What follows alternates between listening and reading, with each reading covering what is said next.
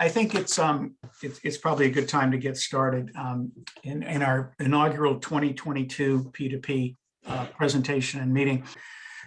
So the title for this particular one is Upskilling the Trades, Training Members of the Building Trades to Deliver High Performance Housing. We learned about Jennifer, who's teaching at Springfield Technical Community College, a number of different courses for the tradespeople based on working in the field with tradespeople. So, it's I think something that we in our group have been looking for a while, is like, how do we bridge this gap with people who are already in the trades, but really not upskilling enough to work on the kinds of projects that we're now designing and hoping get built correctly. And so this is we talked about this when we were identifying this topic. This is a part of workforce development, but it really is more for people who are already in a trade, as opposed to bringing people up into a trade. And so, and that's, I think, consistent with our concerns that we've expressed as a group for several years now.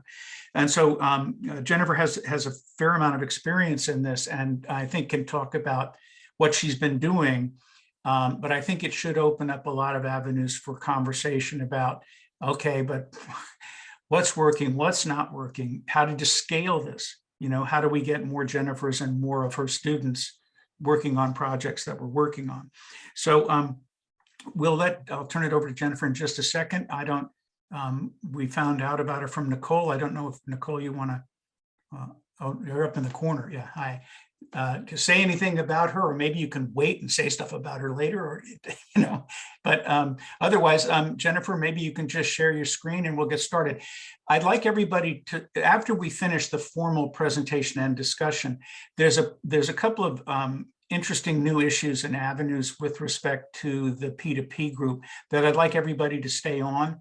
The presentation should wrap sometime around 12:30, maybe a little before, a little after. And then if we can stay on for an extra 15 minutes and then just talk about some stuff that's emerged as directions we may want to pursue, particularly with respect to the proposed incentives for solar on multifamily, but some other things as well. So anyway, and with that, Jennifer, take it away. Oh, and introduce yourself. I didn't do much of an introduction, so maybe you can do some background. No, that's great. Thank you so much. And I'm so happy that Nicole reached out to me as she saw that I had shared something on a platform, and which triggered her mind, I'm sure, for the discussions that you guys have been having here peer-to-peer. So thank you, Nicole. Nice to see you, your face in person, and everybody else here. So a brief bio of myself. I have worked in the design, build, construction industry for close to 24 years now, very skilled in the design software aspect of things, and worked my way up through different educational platforms, starting with Springfield Technical Community College, that I'm lucky enough to be working at right now, through the University Without Walls at UMass Amherst, and then where I was lucky enough to meet Nicole at the Boston Architectural College. And all of these degrees and all these different platforms of education, still working in the field, really opened my eyes more and more to sustainability. Before I really started diving into the education of sustainability, working in the construction field, I could already see a need for doing things differently, like, and not doing the typical cookie cutter houses right on a street, and really just looking at different aspects of it. So my education just blossomed from there. Working through and I do have to point out about the University Without Walls at UMass. They built a portfolio off of my skills training, right? They built a portfolio off of my work experience, which I'd like to talk a little bit more about later on as well too. Working in the field, owning my own businesses, sustainable design build firms, all the way to building the first silver LEED certified home in Springfield, Mass. First residential home in Springfield, Mass. After I built that house, this position opened up at STCC to become a assistant professor. And I jumped at it because I knew my education and my thought process in sustainability would probably fit much better in the educational part of things. So I was lucky enough to get a job, and 6 years later, I'm an associate professor now, and I actually run the architecture and building technology program. So I'm very, very involved with the day-to-day operations of our program as far as enrollment and really diving into looking at that enrollment and how to continue to increase it. All the while, thinking about my sustainable background, passions, education, and bringing it out to our tradespeoples. And even, you mentioned something about students coming to me from the workforce, but I really love getting those new students as well too, the ones just coming out of the high school at the community college level, because I can start teaching them about sustainability right from go, which I think is a super, super important part, is to get into our younger education systems as well too, as moving up into our skills training. So today I have a presentation. I was lucky enough to do a program review of the architecture and building technology program at STIC. And after a year-long analysis, review, thinking about the direction, thinking about this skills training concept and sustainability education, I came up with this presentation. So I thought it might be nice to share that with you guys and open up some discussion here so you can see what I'm doing over at STIC. Okay, I just want to get this into slideshow. All right, is that good? Is it on the whole screen? Yes, excellent. Okay, so let's jump right into it. So this is the current state of our program over at STIC. We, to today's date, as far as enrollment, a lot of my data was prior to COVID. And the wonderful thing about our program and the excitement of designing and building, as you all know, is that we always need training, right? We always need education.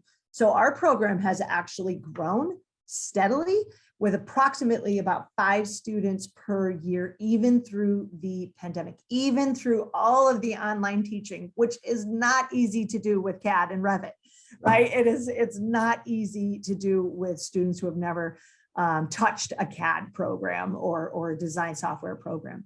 So we really try hard right from the beginning of our recruitment to our students, all the way to keeping our students through graduation, to hang on to them. And we've done a really great job at that. So we have a very vibrant student body in the architecture and building technology.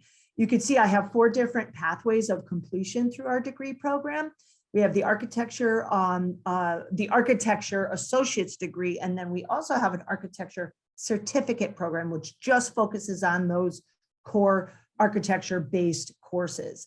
And then we have the other side of it, the building side of it, which is the project management associate's degree and the building construction management technology certificate. Again, those certificates focus on the core classes that myself and my fellow faculty member Warren Hall, one of my great mentors actually of my life, who started this program years ago. And I think he's been a mentor of mine, but I think he's always been trying to prepare me to take over his position so he could retire.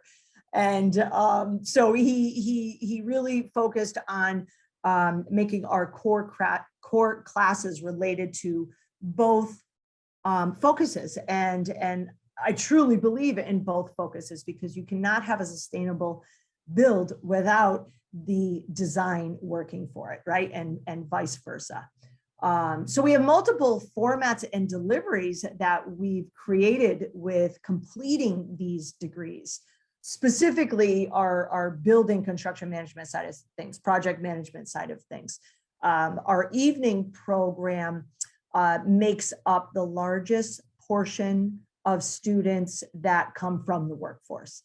And as you know, they're coming in with tar still on their pants from roofing, and they just want to get out of that roofing position and get into more of that project management type of position, or estimating, building construction estimating.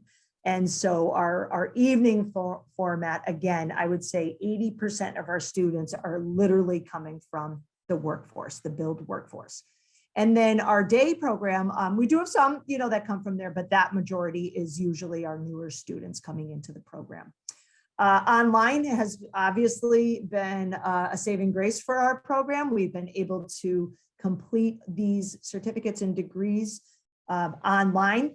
And even moving into this semester, it's been a little bit tricky because we've had the mandate at the community college level here in Massachusetts. So our enrollment was starting to slip a little bit because the students were getting their mandated information into the college. So we were able to shift over to a blended synchronous type of online program where I'm hoping to, during my building construction estimating this semester, to bring the students out literally to a job site and show them what a framed wall looks like, right? And show them what foam insulation looks like within that framed wall. So still being able to try to deliver a hands-on virtual experience for them. But I think, when we're talking about skills training, when we're talking about sustainability and how do we bring that education to students, we can't just sit here and talk about it. We can't just sit there and have them read about it. We have to show them. So that's a very, very big part of my educational practice that I do. When we were in person, I was bringing them to that LEED certified house. I was showing them what zip sheathing with foam insulation looked like to be able to increase our thermal value on our envelope of our house, right? And understanding what that thermal envelope meant, walking through a house, being able to see it. I think it is a wonderful way to be able to teach, right? Faculty, so we are very driven, myself, obviously, and Mr. Hall are very driven to the success of our students and really being able to place them in positions and give them the tools that they need to be able to be placed in multiple positions, especially in the sustainability world. We have changed all of our curriculum because of this program review to really focus in on that sustainable education in every single class we do. Even in CAD and Revit, I'm showing them how to be able to orientate a house properly on a site. What does a site plan look like and how does it relate to our houses that we're placing there and vice versa? So no matter what we're teaching, we're always trying to incorporate that sustainability into it. Again, enrollment continues to increase.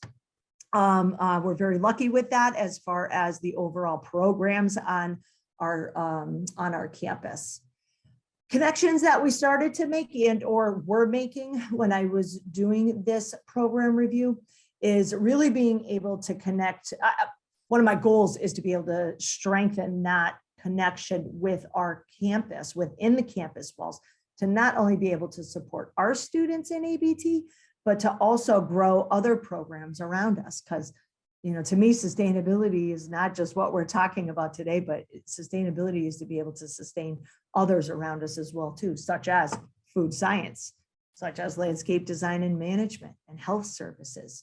As a good designer, we need to be able to make sure that we're allowing people when they're going into a home to be able to sustain in that home for long periods of time, even if things happen in their lives and they're in a wheelchair. How do we make it handicap accessibility right from the beginning? Right? Being sustainable, thinking about it. So I truly believe in that connection with others that only strengthen all of us. Outreach to local communities. We've already started working with Greening the Community, which is an organization based in Springfield, Mass. That I'm not sure if Springfield has been gifting them vacant lots, or if they're purchasing them for a very small fee. I'm not 100% sure on how that works, but they are gathering lots throughout all the different neighborhoods in Springfield and creating neighborhood gardens. One site that I just drove by a little bit ago had actually like a farm stand building on it that the individuals working on the site were then selling their product to the neighborhood or to whomever may drive by.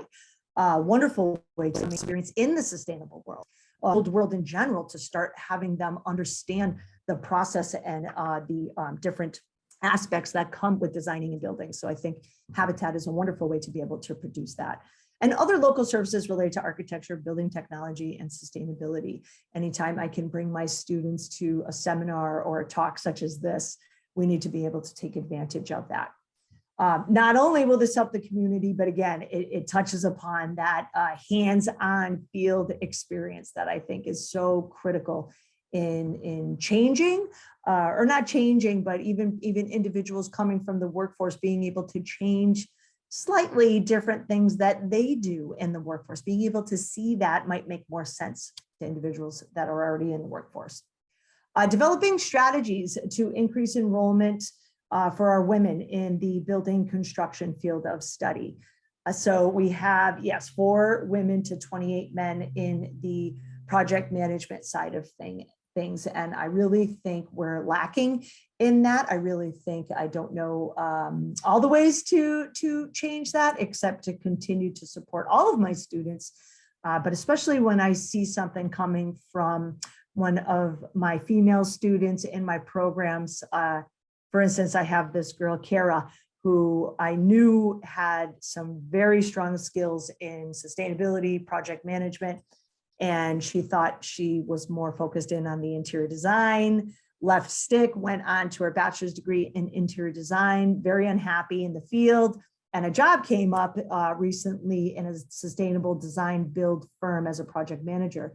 And she's the first person I thought, and I just recently got a text from her saying that she's successfully working there now. She got a job. She's her income has increased tremendously, like she's never thought, and she really thinks she's going to be great at this because she loves it, you know. And those are the success stories when I can pinpoint and I can see a student's potential even if they can't see it yet, and to be able to remember that and guide them on the path to be able to place them in the workforce properly is one of my biggest achievements with students. And then diversity, those people of color and our Hispanic population. We're a Hispanic Serving Institute, and really being able to bring those to be able to create opportunities and different ways for all of our students to work in the design build world. Plans for the future. So I have a lot of plans for the future. These are just a few bullet points that highlight some of the things, but these go pretty deep. And developing pathways to architecture-related accredited degree programs, universities for licensing. I think it's kind of hard to tap into that because our architecture programs, our architecture educational programs out there are very specific to their college, and they want to be able to teach the students in a certain way. So, you know, working on that. Increasing the industry opportunities. We have an internship program in the 4th semester of our PMGT associate's degree. And we do get quite a few phone calls at STIC. We do place a lot of students through our program, but I, of course, would love to increase the sustainability aspect of that. And how do we tap into different parts of the sustainable design build worlds? You know, where are those? Where can we make those connections? So that gets a little bit deeper on that. Develop diverse student support services for all of our students. Not all of our students, English is not the first language. And so sometimes we run into barriers that I'm trying to connect with different people on our campus or, you know, different people outside of the campus as well, to different communities, different programs within the community. So just trying to open up and make sure that we get our message across to all of our students in a supportive way. Develop stackable credentials. So this is huge on my list right now. Currently, I have pushed for a portfolio review. And that goes back to my earlier comments about the University Without Walls and myself earning a sustainable architecture bachelor's degree in 3 months, because I had a portfolio working in a design build firm, and I had licenses and different credentials that allowed me to be able to gain 17 college credits for my work experience. I think this is a very strong way, in my opinion, to be able to tap into the workforce in the sustainability way that we're talking about here today. And hopefully, you know, I can even gain some knowledge from you guys with ideas on how to be able to do this. But, you know, why not use what we have? We have an amazing workforce right now in Connecticut and Massachusetts and Western Mass in general, right? And so how do we tap into them to get them excited about coming back and getting some extra education? Maybe this isn't through the associate's degree in the certificate program. Maybe this is through the workforce development, which I've opened doors to as well too at our college. So, you know, increasing the sustainable education in our existing curriculum while obtaining our objectives, but also being able to again, look at that portfolio review and bring some of individuals' work experience into these degrees, certificates, and or through workforce development. Could I possibly create a certificate through workforce development? I was looking up some information before I presented to you guys on sustainable building certificate programs. How do we do that? You know, can I do that through workforce development? To get approved by someone first? So these are my questions, right? That I'm trying to answer as a professor here at STIC. What else can I do? Because not everybody wants to get an associate's degree. That's okay, right? Not everybody wants to get a certificate. They're okay working in the field, but they want to take that next step. They are very interested in sustainability. They want to get into understanding the science behind geothermal and our thermal envelopes and passive house and passive design, right? How do they do that without having to get an associate's degree and taking all those other courses that are related to that, the Englishes and the maths? And, you know, that's why we created those certificates, so we could just tap into those core classes for those students. But I do believe that there's room to grow in that. So develop pathways to colleges with the high schools. I mentioned that, how important I think it is to be able to start getting into this in the elementary, high school level education, right? My grandkids live with me, and I'm already talking to the 8-year-old about sustainability and palm oil and in our foods and health sciences and things of that nature. We need to start this at an earlier step. And I believe we have some wonderful high schools, trade schools, besides trade schools, but you know, the trade schools, we know that those students are not going to become lawyers, right? We know those students are not getting into the medical field necessarily. We still have a lot of great trades in the medical field, but you know, being able to tap into those younger minds and help them, guide them into the more sustainable design build paths. Develop distant format for the associate's degree and certificate. Oh, we've already done that. That's plans for the future. We've been doing that. And I would like to continue doing that. One thing that I did realize through COVID and creating all of our courses online is that we're reaching a further, our distance of students, right, is broadening. We're getting some from Connecticut. We're getting some from Worcester. And why not? You know, we are one of we're in the top 4 community colleges in the state of Massachusetts that's teaching what we're teaching. We need to tap into that. And those are some of my struggles. You know, I don't know if we want to talk a little bit about negatives versus positives.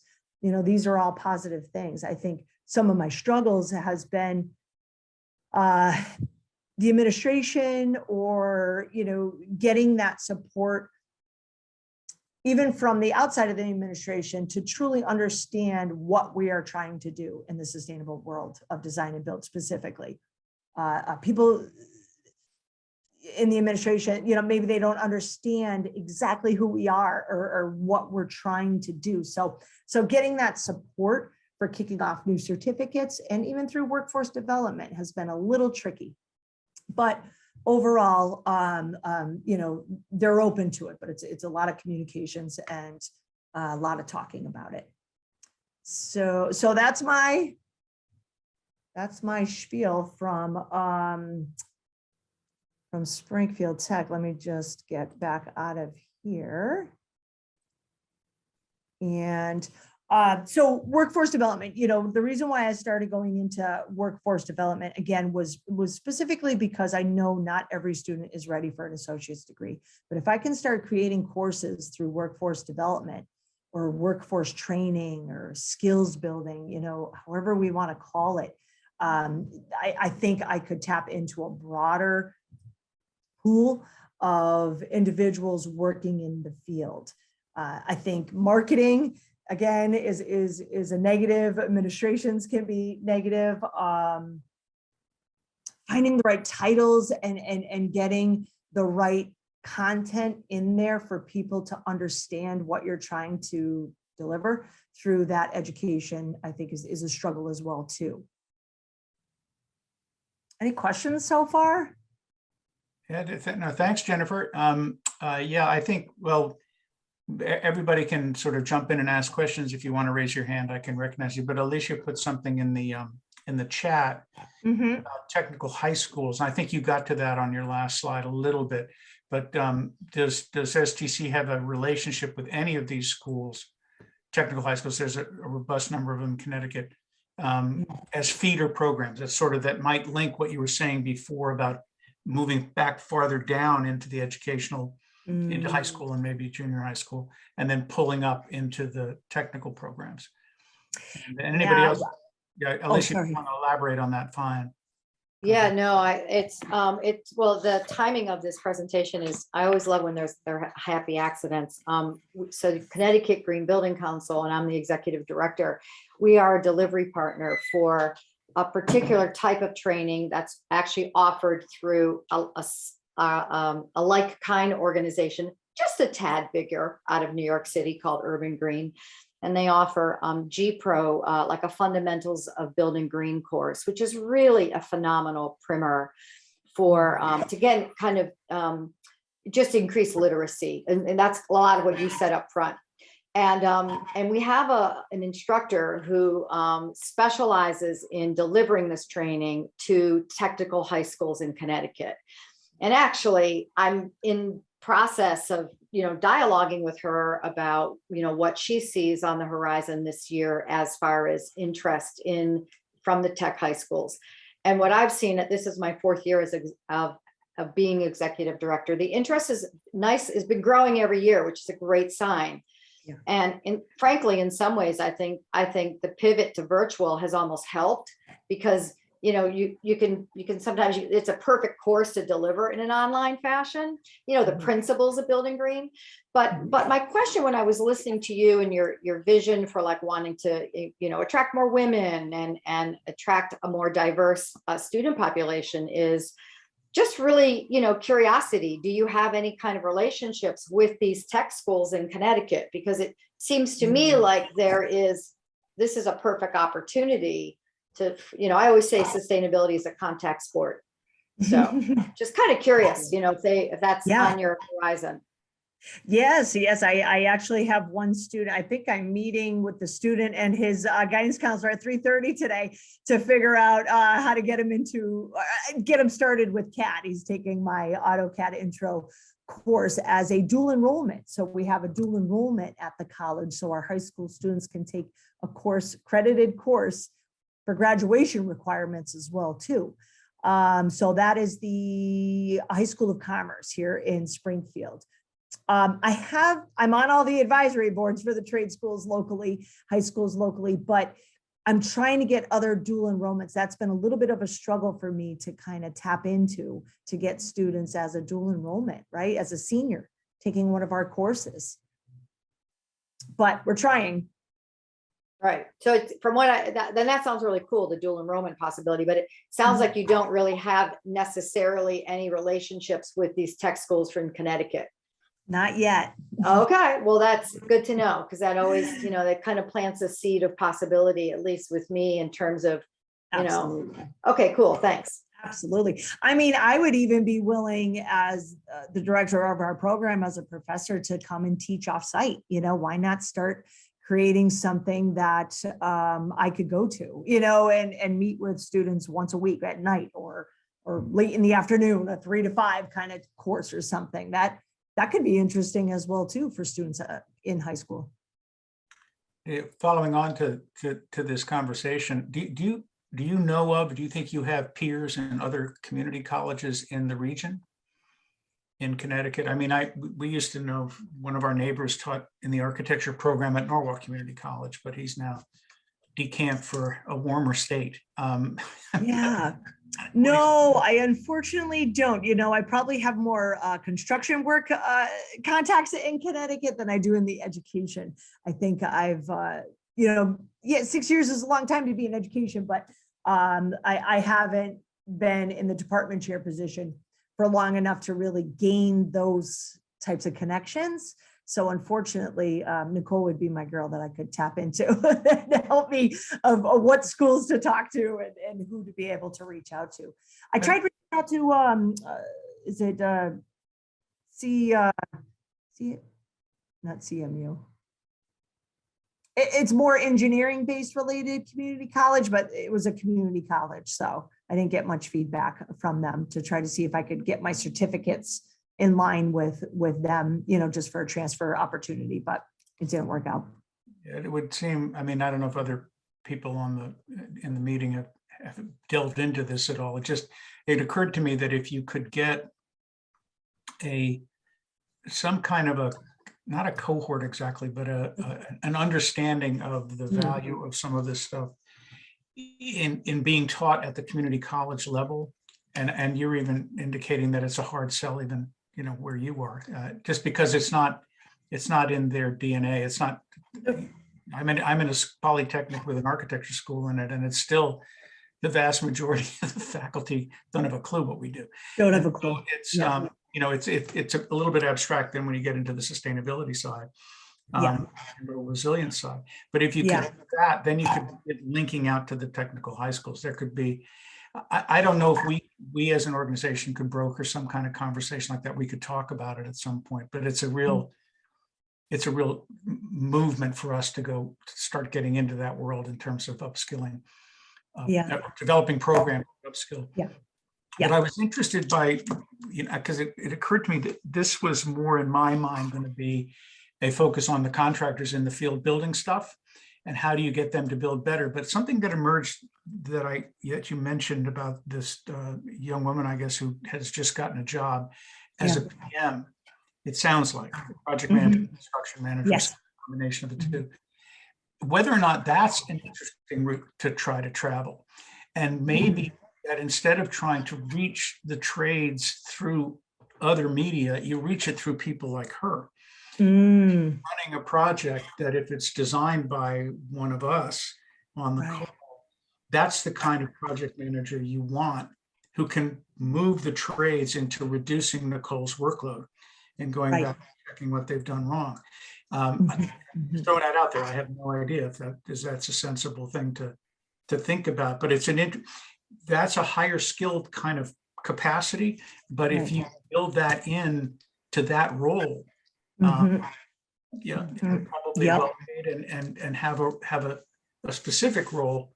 And maybe others can jump in. I don't know if that takes away from architectural oversight or increases it, or if that's a good idea, bad idea, but I'll throw that out there. Well, I have a question. Do you, thanks, Jen. Do you partner with like Yes Tomorrow or Mass CEC with Bev Craig and kind of get your students either doing internship or, you know, just because in Massachusetts especially, right, there's high performance buildings, there's so many incentives, there's, you know, that passive house competition that Bev Craig had through Mass CEC. I just feel like there's so much opportunity in Massachusetts, but in Connecticut, I think there's that opportunity as well. We just have to figure out. I think it's easier in Massachusetts for you, to be quite honest. But I could be wrong. I think Connecticut, we have the opportunity there. We just have to figure out how to connect with the right people. But like Yes Tomorrow is a no-brainer, right? Yeah, that's through UMass, right? Well, I went to Yes Tomorrow on my own, so you can still pick up courses, but you know, they do design build, so your students can go and help out. But yeah, UMass is part of, they do partner with UMass for semesters. But like, that's a great place that's a great synergy, and they do the whole food systems and everything. partnerships there. That's wonderful. Intern. Yeah, and then reach out to Bev Craig with Mass CEC and see how she can help, because she's always, I mean, she's pushing too, but in Connecticut, does anyone know who would be kind of that, be the Bev Craig for Connecticut? Anybody in the meeting? I don't, but Yeah, I don't know either. Because I think it's just a different, and I've asked that question. It's so funny you would ask that question, Nicole, because I have pondered that myself.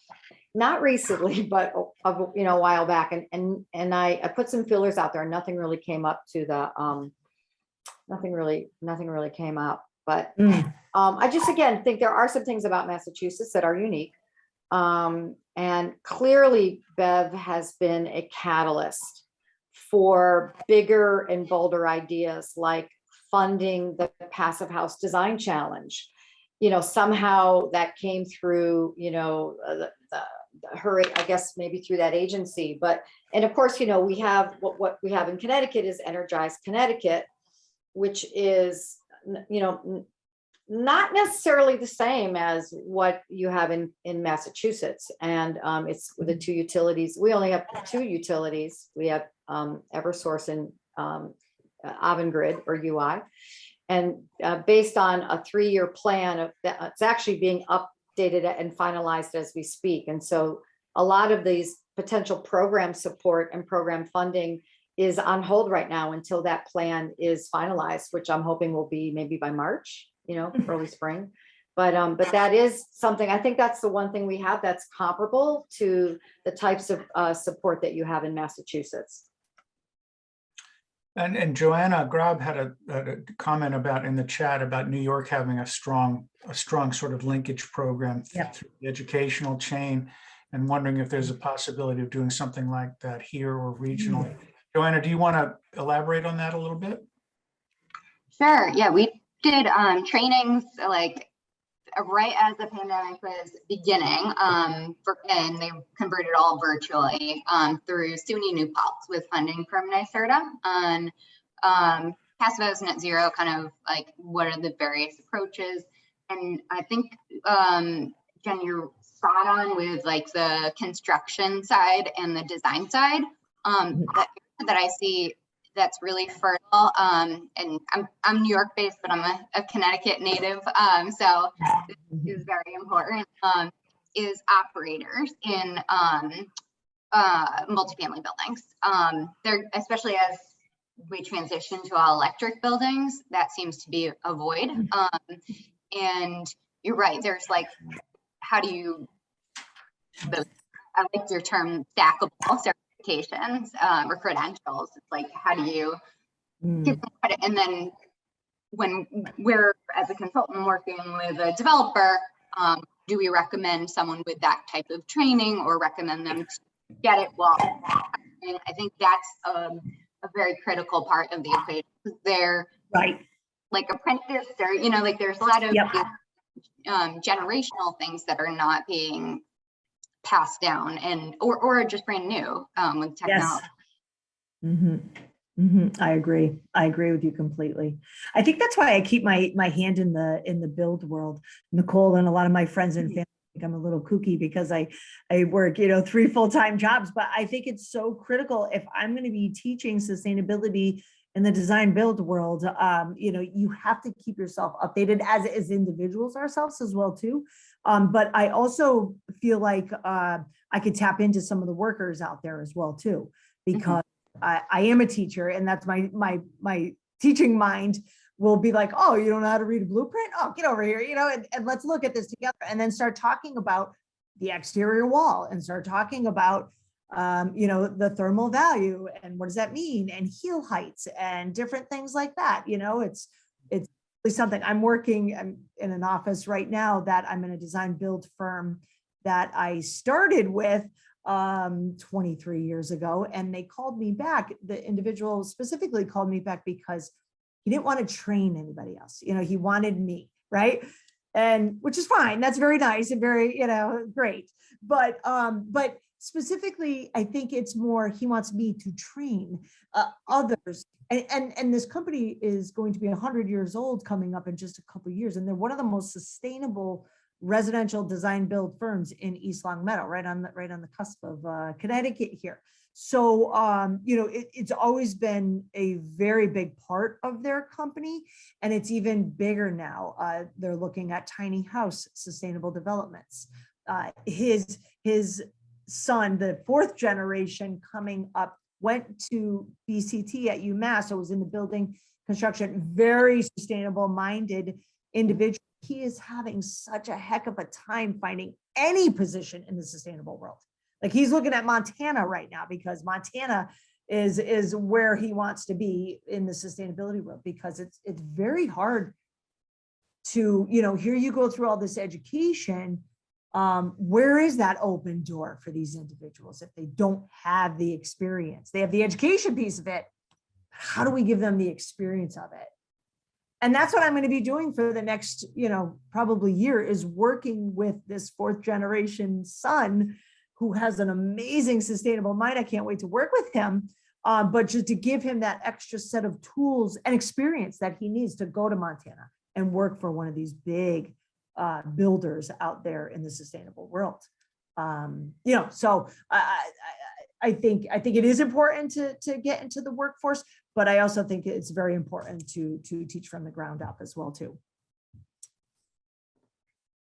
Yeah, that makes sense to me. I think that's why that PM role seemed to emerge to me as an interface between those two goals. This reminds me of, I've been on this hobby horse for many, many years, but I can't get anybody to fund it. But I kept thinking of this new business called Mentor Ed, and it was people who were aging out of a workforce. It doesn't matter what the workforce is. You retain them to be mentors to the people coming in.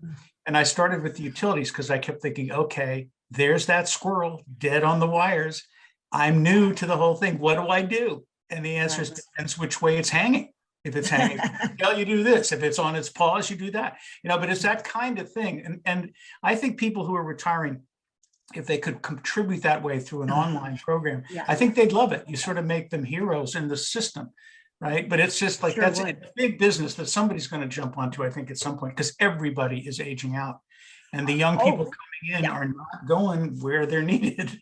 Absolutely. My thesis at the BAC, Nicole, was totally on that concept. It was looking at specifically design build, but looking at the baby boomers, are at that point of retirement now. And then we have this huge trade gap between those that are retiring to those, that are in their 20 somethings, so it would be so wonderful to hang on to those individuals, wouldn't it?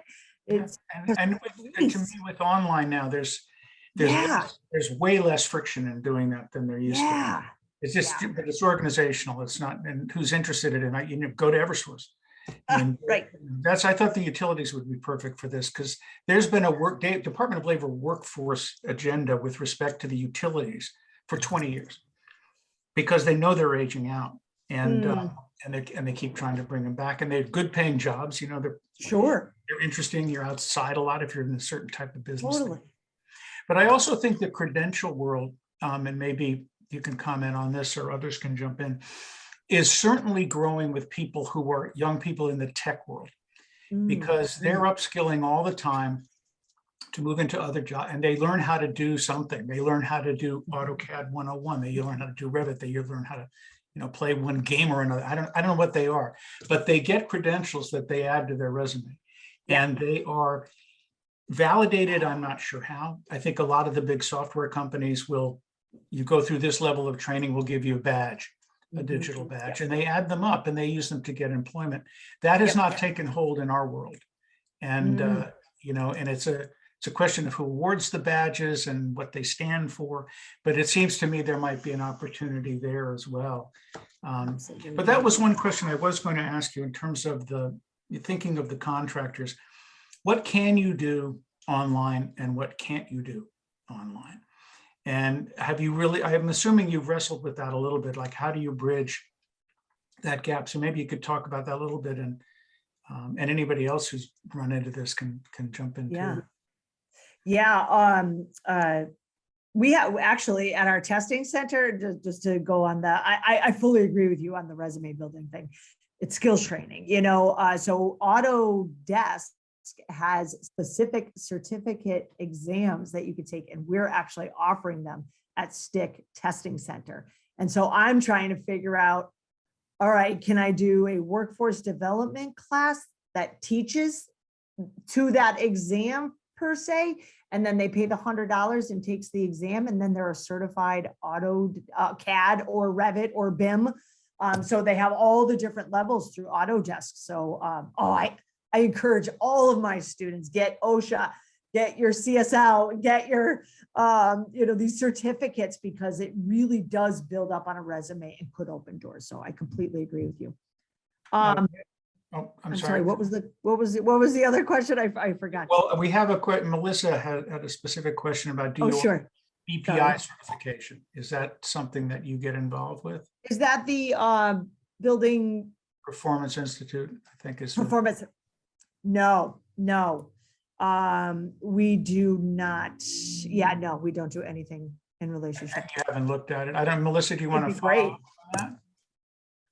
Oh, no, that's just the certification that's needed to do like energy efficiency work, like, insulation, auditing, blower door tests, that kind of thing. Yeah, which would be awesome if you could figure that out, Jen, because Yep.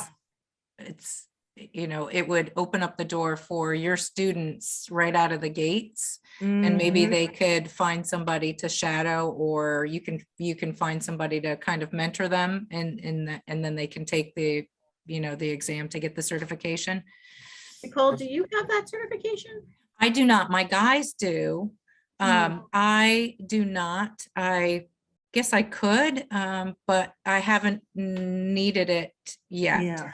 Yeah. What's the certification you have? Is it like passive house verifier or something? I'm a HERS rater, so Okay. that's how I do all my insulation inspections and whatnot, because I, Yeah. have that. But and then I do passive house, and but mostly just I fall under the HERS rater. But some of our guys do have BPI, but I still do energy audits. I can do everything that a BPI certified person can. So Yeah. How yeah. did you get the certification for HERS rating? Yeah. I went through a training. So I did the in-person training, and I did the coursework training as well. And it's offered, it's offered by the New England, is it HERS, New England HERS, whatever so I can't even think of the Right. name of the company right now, or the umbrella that does it, but Yeah. that's how I that was the pathway I used. Is it ResNet? No, it's New England HERS. It's NEHGRS. I work with it's hard for me to articulate right now, and I'm not sure why. So yeah, so I'm part of the ResNet community, but I went through the training with New England HERS. Okay, thank you. And I'm always curious as to like how we could do that through workforce, like, and it's always, finding that name to be able to call, and because it's very specific, right? So do I have to be trained to teach that? Or do they have specific trainers that would teach that? That's my gray area, is not knowing what extent I can teach to for certificate wise, I guess. Yeah, I feel like they have their own, like BPI has their Yeah. own force that so you would just be able to kind of lead your students it. in that direction, Yeah. but wouldn't necessarily be able to provide that certification to them. It's through Yeah. specific organizations. Yeah. Well, and I was even thinking about just doing some research on skills training in the sustainability world and stuff. And like, could you create a 9-month program that had all of these different things in it, an AutoCAD certificate or a BIM, BIM might be better in the sustainability world part of it, the HERS rating. Because I talk to my students about that all the time. We talk about HERS, right? We analyze HERS rating and what do they mean, especially in construction estimating. Because in construction estimating, there's a fee to that, but there's also a fee to be able to hit certain marks on our HERS rating as well too, right? What is that? If it's too, if we don't have, if the air exchange is so low, what does that mean? Okay, we need to have ventilation. What kind of ventilation? And it all just keeps going, and the science behind it all.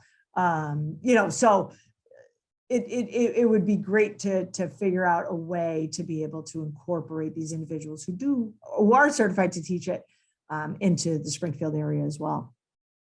Yeah, I think that was a great point, Melissa, to bring up both of those. Yeah. Bigger credentials that were sort of the elephants lurking in the room, but it's now good to see them and identify their availability. I got in the chat from Ruth Millward. I don't know her, but I don't know if any of you do, but she's from the Connecticut Construction Institute and is going to report back on all of this. So that may be for us a group to follow up with at some point, depending. She said she appreciated the conversation. Wants to know if the information will be available. And I say, yeah, it will. So that's an FYI. I don't have anything more specifically myself. Does anybody else in the group have a question for Jennifer or a comment or something about where we're going with all of this? I have one more. So in the field, Jen, the HVAC and a lot of the trades don't really understand because they're doing the business as usual, because they're learning from the generations that did it, without any thought of breaking the envelope or sealing the envelope or whatnot. So do you have access to like the HVAC trades and all those other trades to teach them what high performance buildings actually, it's necessary to tape the boots to the drywall, just all those little things that are going to make the buildings pass, first off, pass whatever codes that they're trying to go for, especially high performance, but also, keep the integrity of that building and, keep, the interested, keep everything more healthy for the tenants. So do you see that type of person coming through your program? Oh yeah. So unfortunately only once. So they hit us at CAD 1. So they're in our intro CAD course. I have energy systems and I have HVAC students. And I love those students because I'm like, yes, let's talk about where you're putting that chase. And, and then my BIM course, I teach a BIM course through Revit. I wish I could get them in there because it's all about implementation of mechanicals, isn't it? And where they go and how we need to be having these conversations sitting at a table with these individuals. So yeah, unfortunately, I only get them once, but yeah, mental note, I'm definitely going to put that on there. I talked about landscape, I talked about food, I talked about medical. Yeah, but what about the HVAC? We have an HVAC degree at our school. We have an energy systems degree at our school. So, it'd be interesting to get them back into our BIM class or something, just so they know. They're the ones that struggle the most with AutoCAD at the beginning of the class, but they're the ones that give me the best product at the end because they really are like, wow, I didn't realize how much goes into a blueprint. I didn't realize the thought process of finding that chaseway within the envelope. They started getting terminology from me. So I think, yeah, we should definitely get more involved with them. So thank you. And any other comments from folks out there? All right, well, join me in thank you, Jennifer. This was great. As we anticipated, sparked a lot of discussion, a lot of thinking, Yeah. a lot of potential, a lot of, potential obstacles in some areas. So, Yeah.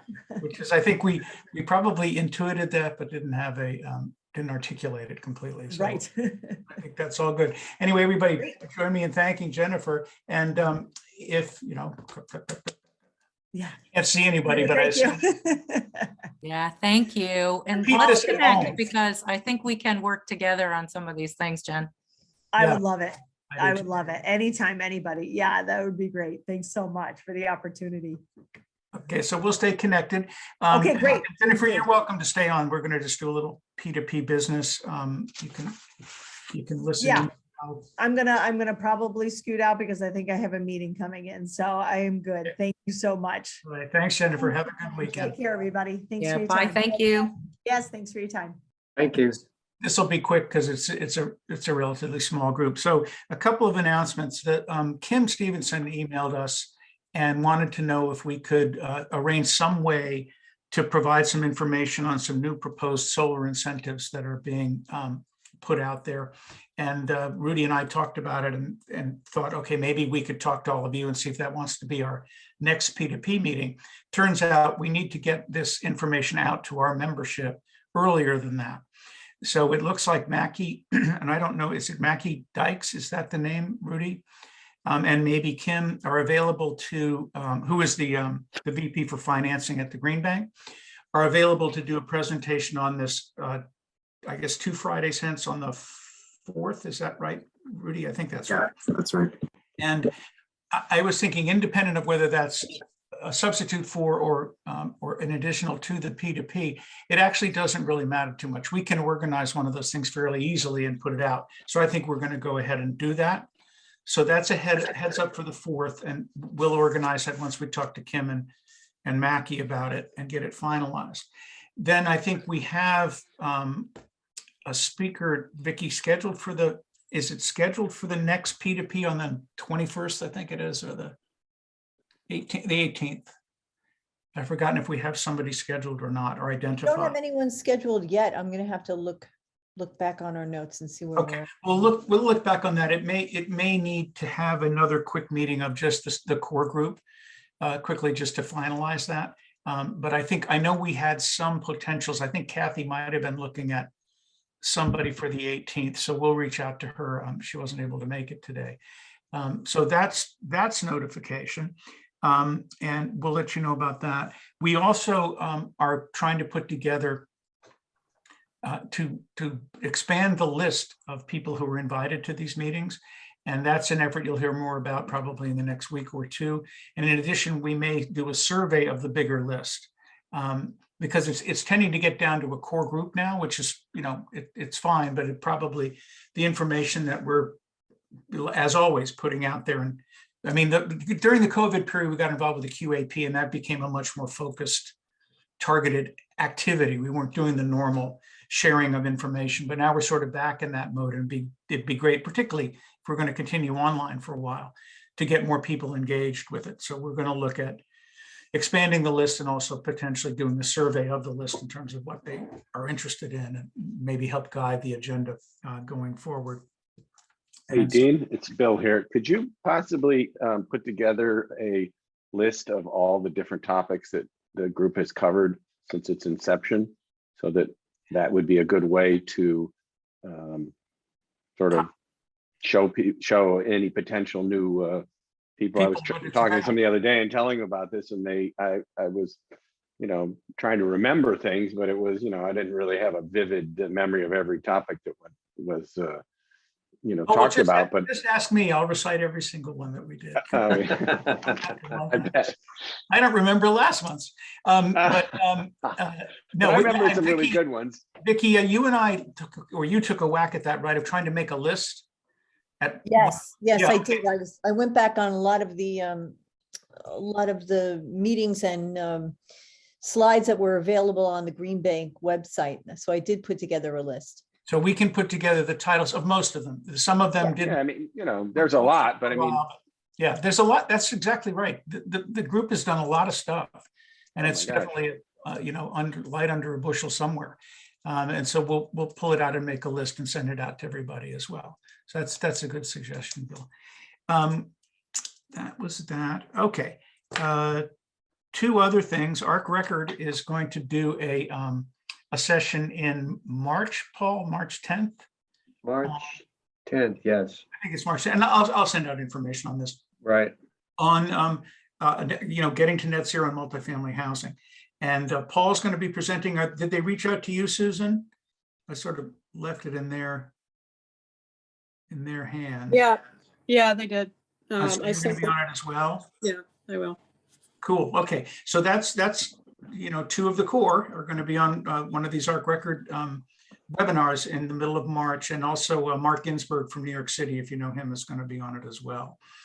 So that should be a really good session, and we'll keep you posted on that.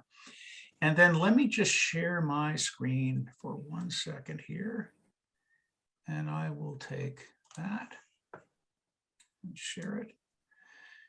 And can you see this, this announcement here? Those of you familiar with the Building Energy Exchange, I didn't know about them very much, but they're in the city and they've sort of been engaged with promoting energy efficiency and stuff like that. So on the 27th, I'll send this out as well, which is next Friday or whenever the heck it is, next Thursday. They're doing one on adaptive reuse, carbon neutral adaptive reuse, which is, I think, a topic, near and dear to our hearts. It was a while ago. Interesting. And they've gone way out of their way to hire one of the best moderators on this topic in the United States. So I will be doing this with them. Kidding. I was waiting for that, Dean. You'll know who you'll Yeah, I recognize, was totally waiting for that too. I'm like, oh my God. you'll recognize the moderator's voice. But it is an interesting group, particularly this. Well, they're all kind of cool because we had a kickoff call about it. But this one, the Plant Powerhouse Carbon Neutral Project, this is a coal-fired power plant that used to power the electrical rail lines to go into Grand Central. And it was decommissioned decades and decades ago, and was fallen into disrepair and disuse. But now they're bringing it back. So I think these will all be interesting, particularly because we had such a focus on adaptive reuse early on in the P2P, and then more on historic preservation. For like a year, we were focusing on that. I'm not sure some of it comes into this historic preservation, but anyway, it'll be an interesting conversation. So I'll send out information on that to the whole group. So ARC Record and stuff. So it's in the wind right now, these topics for high performance multi. So that's all good, I think, and something that P2P should know about.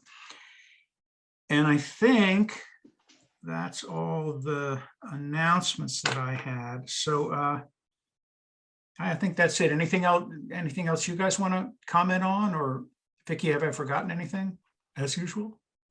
No, I think you're good. Okay. And Paul and Susan, good luck. I guess it's coming down to the wire of getting, it's not till March, so you've got some time. It is until March. I don't know when they want the slides, but we probably ought to talk about that before we send them in. Yeah, okay.